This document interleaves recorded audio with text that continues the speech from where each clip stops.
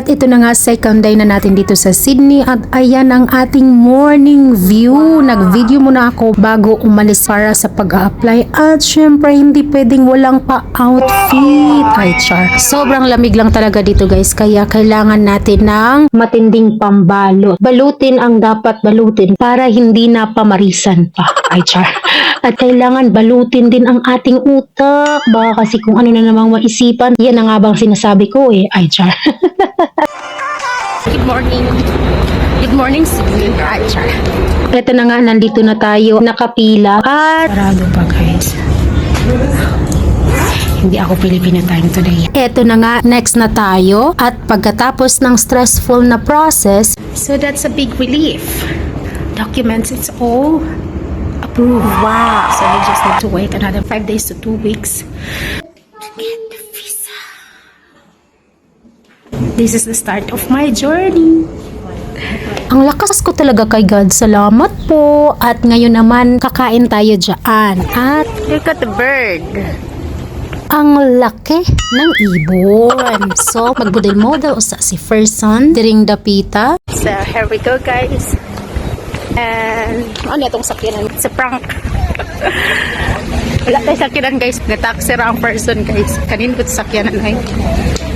At lemon time! Appetizer daw yan guys. Kaso nakain ko na bago ko naisipang videohan. Pero binidyohan ko pa rin para ipakita sa inyo. Yan yung appetizer. Hindi ko maintindihan paano naging appetizer yan. Pero isa lang masasabi ko guys. Ang sarap! Ay, masarap! At with the view!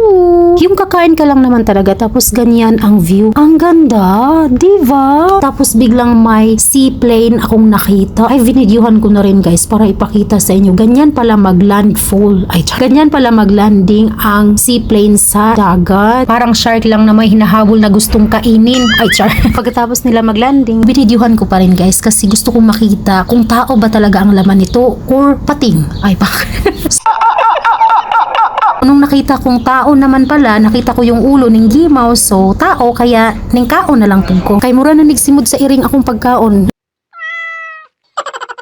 Lumamig na sa kaka-video nitong seaplane na ang tagal dumating. Hindi pa nga ako nangangalahating kumain, ay may sumakay na naman. Nag-video na naman si Ferson. Syempre no, kung food is life, video is lifer para may pang chismis sa inyo. Hindi pwedeng walang chismis. Diyan kaya nabubuhay si Ferson sa mga chismis ay char. At eto na naman, ang bagal na naman ni seaplane lumayas. Kaya kumain na lang talaga ako bago pa ako maubusan ng pasensya at masipa ko pa yung tambotso nila. Ay, joke lang pala, baka makulong pa ako ng de oras. At itong dalawang ibon na nga na to, nag-aantay na, akala nila hindi ko kakainin yung pagkain ko sa tagal na nakatenga sa lamesa. Ay, hindi nyo ako mauuto, dad. Ay, char. O, diba sa kabaliwan ko pati ibon, kinakausap na. Cheers. Pinapili lang naman ako anong klaseng dessert. At ito, may sinabi siyang bagong dessert na bago sa pandinig ko. Dessert na alak. Ay, syempre, pipiliin ko alak, no? At nung makita ko naman, ay, manghang-mangha si Ferson. Kaya, ayan, tinungga agad. Sinabihan ako, hindi pala dapat ganun yun. Dapat daw dahan-dahanin pag-inom. Ay, hindi naman ako sinabihan agad na dapat konti lang at lasapin yung sarap. Ang alam ko lang kasi, hindi pinapatagal yan sa baso at baka mapanis. O sayang na, baka mapanis pa, inumin na. Lasinggera yarn. At pagkatapos ng lahat, umuwi na si Ferson at ito ang ating nadatnan guys. Ang ganda din ng view sa gabi. O diba, pak na pak yung view natin. Ang ganda. Kaya hindi pwedeng hindi i-chismis sa inyo. Pagkakita ko, kuha agad ng cellphone si Ferson para videohan ang mga nangyayari. Ay, char. Para videohan ang aking mga nakikita. Kasi ang ganda talaga, guys. Hindi pwedeng hindi i-chismis sa inyo. O, diba? Ang ganda-ganda. Ganon tayo ka-chismosa. Ay. So, ayan. Yan yung ating night view. Kumusta naman ang eye bags ko, ay? So, yan ang night view, guys. Sure.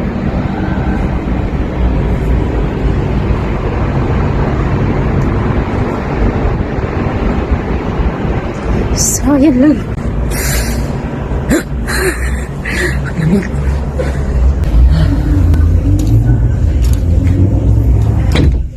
Graveness yung lamig, guys. Sobrang lamig. Dito tayo sa kabilang side. yung view niya sa kabilang side. Nakapantulog na si person, guys. Pero gusto ko lang ipakita sa inyo ang view. Ay, pak. Dito sa kabila.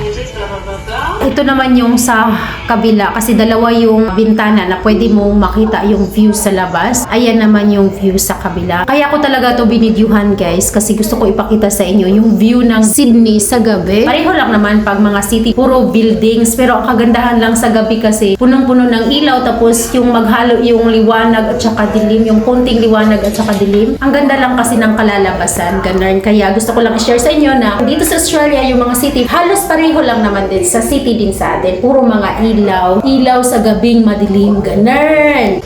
So that's it, guys. Ito yung ating huling gabi dito sa ating pinagstayhan. Ay pa. Bukas naman ay kakain kami sa isa sa sikat na restaurant dito sa Australia. Parang ganon yung pagkarinig ko, pagkaintindi ko. Char. So, mag-feeling social na po si Ferson. Bukas yan.